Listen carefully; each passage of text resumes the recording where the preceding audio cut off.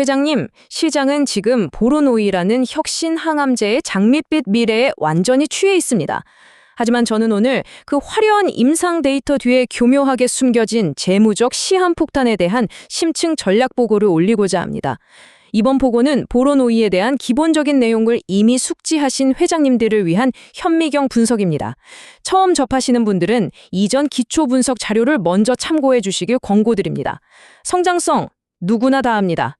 하지만 우리는 오늘 그 이면에 아무도 말해주지 않는 디테일한 재무 리스크와 부채의 무게까지 샅샅이 파헤쳐 볼 것입니다. 오늘 이 브리핑을 끝까지 들으시면 적어도 예기치 못한 유상증자나 전환사채 물량 폭탄 때문에 뒤통수 맞고 손실 보시는 일은 완벽하게 차단해 드릴 것을 약속드립니다. 시간 아껴드리는 주식비서 로니입니다. 바로 본론 시작하겠습니다. 이번 심층 브리핑의 목표는 명확합니다.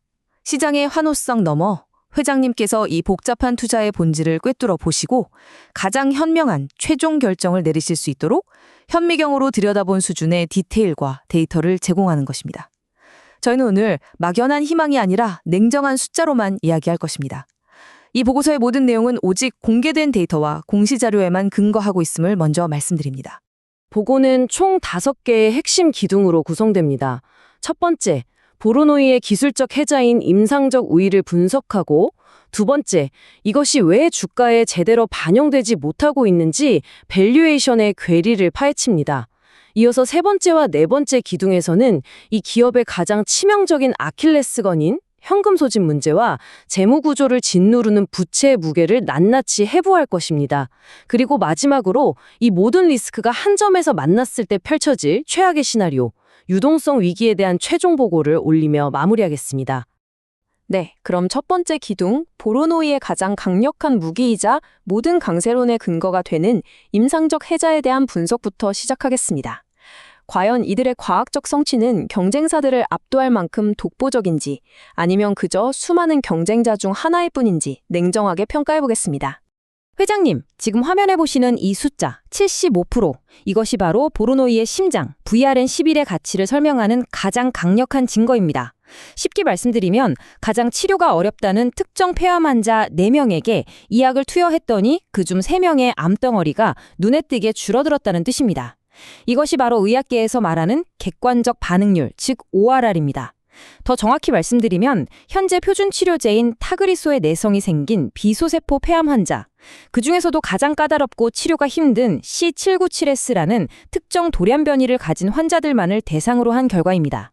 기존 치료법으로는 더 이상 손쓸 방법이 없던 환자들에게 새로운 희망이 열렸다는 임상적 증거, 이자 보로노이가 왜 게임 체인저로 불리는지에 대한 명확한 답변입니다. 자, 이 워터폴 플롯 차트를 잠시 주목해 주십시오. 복잡해 보이지만 아주 직관적인 데이터입니다.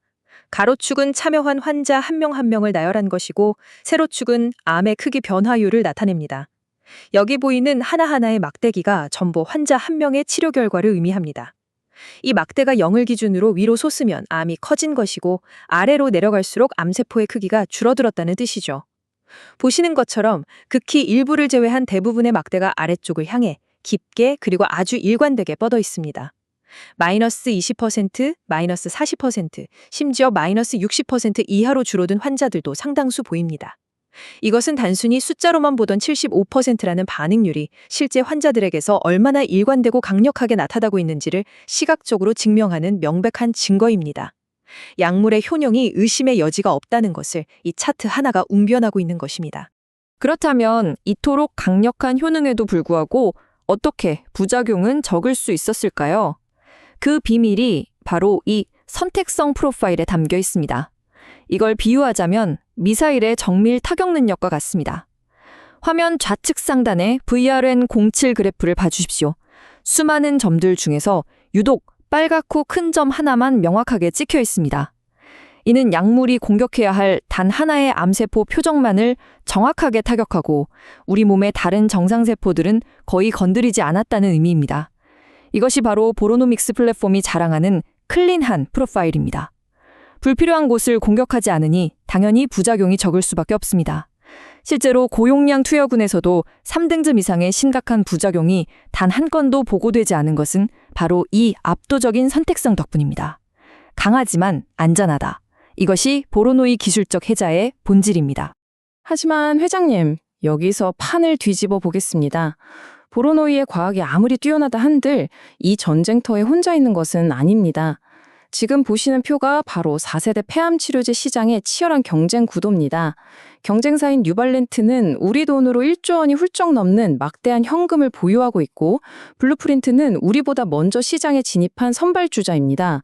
즉, 보로노이는 최고의 무기를 가졌지만 자금력과 시장 선점 효과라는 두 개의 거대한 벽과 싸워야 하는 힘든 상황에 놓여 있습니다. 이건 마치 과거 2010년대 후반 CAR-T 치료제 개발 전쟁과 흡사한 구도입니다. 당시에도 수많은 바이오텍들이 혁신적인 기술을 내세웠지만 결국 막대한 자금력으로 대규모 임상을 밀어붙인 길리어드나 노바티스 같은 거대 자본이 시장을 선점했습니다. 뛰어난 기술력이라는 긍정론 이면에는 이처럼 살벌한 경쟁 환경이라는 부정론이 공존하고 있다는 점을 반드시 기억하셔야 합니다.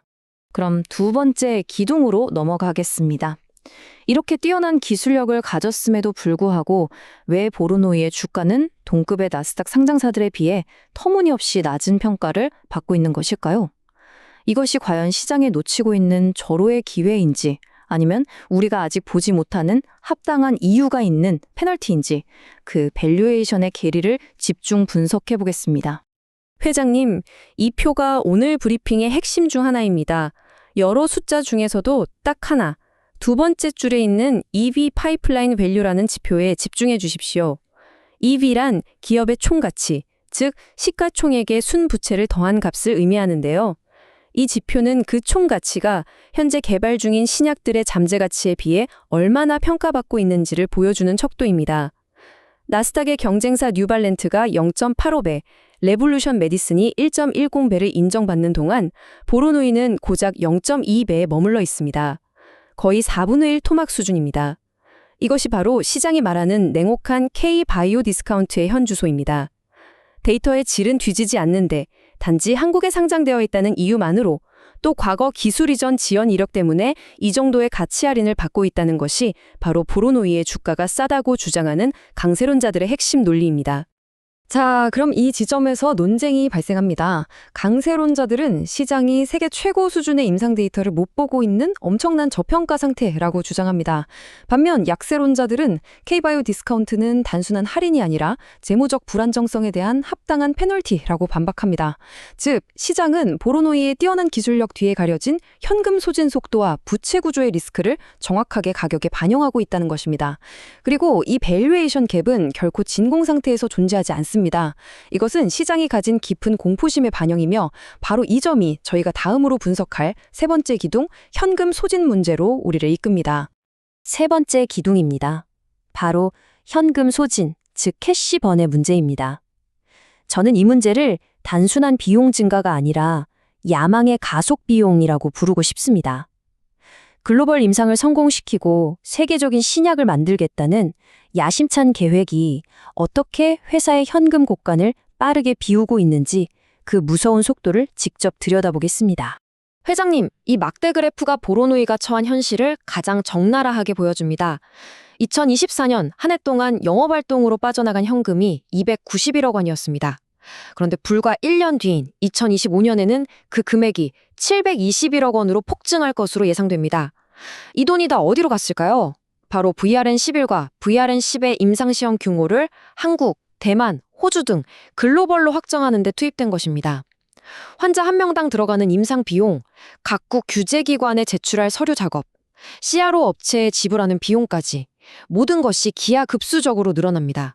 이것은 실패의 증거가 아니라 성공으로 가기 위한 필수적인 투자입니다. 하지만 문제는 속도입니다. 아무리 좋은 약이라도 돈이 떨어지면 개발은 중단될 수밖에 없습니다. 147%. 이것이 바로 전년 대비 영업평균 유출액의 예상 증가율입니다. 회장님, 내용이 좀 깊어지는데 괜찮으시죠? 이 부분이 오늘 브리핑의 핵심이라 그렇습니다. 147%라는 숫자는 단순히 비용이 2배 이상 늘었다는 의미를 넘어섭니다. 이것은 회사가 돈을 태우는 속도가 걷잡을 수 없이 빨라지고 있다는 명백한 위험 신호입니다. 자동차로 비유하면 시속 100km로 달리다가 갑자기 250km로 풀악셀을 밟은 것과 같습니다. 이 속도를 늦추거나 혹은 이 속도를 감당할 만큼의 거대한 자금 조달이 이루어지지 않는다면 회사는 유동성 위기라는 벼랑 끝으로 몰릴 수밖에 없습니다. 자, 이제 네 번째 기둥으로 넘어갑니다. 바로 부채의 그림자입니다. 앞서 말씀드린 무서운 속도의 현금 소진을 막기 위해 보로노이는 대규모 자금 조달에 성공했습니다. 하지만 그 생명줄이 이제는 발목을 잡는 무거운 족쇄가 될 수 있는 양날의 검이라는 것을 분석해 드리겠습니다. 일단 긍정적인 측면부터 보겠습니다. 1315억 원. 2025년 말 보로노이가 전환사채와 교환사채 발행 등을 통해 확보한 총 자금의 규모입니다. 이 자금 덕분에 회사는 최소한 2026년 하반기까지는 임상을 안정적으로 지속할 수 있는 활주로를 확보했습니다. 시장은 이 소식에 환호했고 당장의 유동성 위기는 벗어났다는 안도감이 퍼졌습니다. 처음엔 저도 이 뉴스를 보고 단순한 호재라고 생각했습니다. 이 정도 자금이면 충분히 버틸 수 있겠다고 판단했죠. 그런데 재무제표의 주석사항들을 꼼꼼히 뜯어보고 생각이 완전히 바뀌었습니다. 바로 이 차트 때문입니다. 자, 여기서 화면을 잠깐 멈추고 이 빨간 박스친 부분을 주목해 주십시오. 1조 315억 원이라는 생명줄을 얻은 대가로 회사의 재무구조가 어떻게 망가졌는지를 보여줍니다. 2024년 불과 11%로 극히 안정적이던 부채 비율이 단 1년 만에 65%까지 수직으로 치솟을 전망입니다. 자기 자본 대비 빚이 3분의 2에 육박하게 되는 겁니다. 보통 제조업체라면 이 정도도 관리 가능하다고 볼 수 있지만 아직 매출이 없는 바이오 기업에게 65%의 부채 비율은 상당한 부담입니다. 이것은 회사가 외부에서 빌린 돈, 즉 빚에 대한 의존도가 극도로 높아졌다는 것을 의미합니다. 건전하던 재무 체력이 급격히 약화된 것입니다. 시장은 환호하지만 저희는 여기서 냉정해져야 합니다. 더 큰 문제는 이것이 단순한 빚이 아니라는 점입니다. 회사가 발행한 채권의 대부분은 전환사채입니다. 즉 미래의 특정 시점이 되면 주식으로 바뀔 수 있는 잠재적 주식 매물입니다. 이것은 마치 주가 위에 매달린 다모클레스의 검과도 같습니다. 만약 기술 이전 계약이 계속해서 지연된다면 이 채권들은 결국 주식으로 전환되어 시장에 쏟아져 나올 것입니다. 기존 주주들의 지분 가치는 희석되고 주가는 엄청난 하방 압력을 받게 될 것입니다. 이는 약의 성공 여부와는 전혀 다른 차원의 재무적 리스크입니다. 과거 신라젠 사태에서 우리는 전환사채 물량이 어떻게 주가를 짓누르는지 똑똑히 목격한 바 있습니다. 이제 마지막 최종 보고 순서입니다. 지금까지 분석한 모든 재무적 리스크들, 즉 가속화되는 현금 소진과 과도한 부채 의존도가 하나로 합쳐졌을 때 어떤 최악의 시나리오가 펼쳐질 수 있는지 그 유동성 위기의 구체적인 과정을 시뮬레이션해 보겠습니다. 좋은 말만 하는 건 간신입니다. 지금부터는 회장님의 자산을 지키기 위해 가장 뼈아픈 시나리오를 가정하겠습니다. 좋은 소식만으로는 청구서를 지불할 수 없다. 이것은 시간과의 싸움이다. 이 문장이 보르노이가 처한 상황의 본질을 꿰뚫고 있습니다. 아무리 세계 최고의 임상 데이터를 발표하고 학회에서 기립박수를 받아도 그것만으로는 당장 다음 달에 나갈 수백 명의 직원들의 월급과 수백억의 임상 비용을 감당할 수 없습니다. 훌륭한 과학이 빠르게 줄어드는 현금과 버리는 처절한 시간과의 싸움, 바로 이것이 우리가 직면한 현실입니다. 자, 그럼 최악의 시나리오, 그 도미노가 어떻게 무너지는지 단계별로 보여드리겠습니다. 1단계, 모두가 기다리는 대규모 기술 이전 계약이 2026년을 넘어서까지 계속 지연됩니다. 2단계, 2026년 하반기가 되면 확보했던 현금은 거의 바닥나고 회사는 임상을 지속하기 위해 또다시 대규모 자금 도달에 나서야만 합니다. 3단계, 하지만 이미 부채 비율이 65%에 달하는 회사에 선뜻 돈을 빌려줄 투자자는 찾기 어렵고 시장의 신뢰는 무너집니다. 이때 기존에 발행했던 전환사채 투자자들은 주가가 더 하락하기 전에 자신들의 채권을 주식으로 전환해 매도하기 시작합니다. 4단계, 결국 잠재 매물이던 전환사채가 실제 주식으로 시장에 쏟아져 나오면서 대규모 주주가치 희석, 즉 주가 폭락 사태가 발생합니다. 이 시나리오에서는 약의 임상적 성공과 무관하게 재무적 문제만으로도 주주들은 엄청난 손실을 입게 될 수 있습니다. 자, 여기까지 정리하면 보로노이리아는 투자의 양면성이 명확하게 드러납니다. 한쪽에는 세계 최고 수준의 과학, 누구도 넘볼 수 없는 명확한 기술적 해자, 그리고 나스닥 경쟁사 대비 4분의 1에 불과한 매력적인 저평가라는 거대한 기회가 있습니다. 하지만 다른 한쪽에는 가속화되는 현금 소진, 65%에 달하는 높은 부채 비율, 그리고 언제 터질지 모르는 대규모 주식 희석이라는 치명적인 리스크가 공존하고 있습니다. 결국 모든 질문은 하나로 귀결됩니다. 과연 보로노이의 압도적인 임상 데이터가 재무적인 시계가 멈추기 전에 이 모든 리스크를 한 번에 해결할 수 있는 기념비적인 기술 이전 계약으로 이어질 수 있을 것인가? 이 질문에 대한 답이 앞으로 보로노이의 운명과 회장님의 투자 성패를 결정하게 될 것입니다. 오늘 심층 보고는 여기까지입니다. 호재와 악재를 모두 테이블 위에 펼쳐드렸습니다. 철저히 공개 자료 기준의 해석이며 최종 결제, 즉 투자의 판단은 회장님의 몫입니다. 더 디테일한 근거 자료는 고정 댓글의 블로그 링크를 확인해 주십시오. 시간 아껴드리는 주식비서 론이었습니다. 성투하십시오.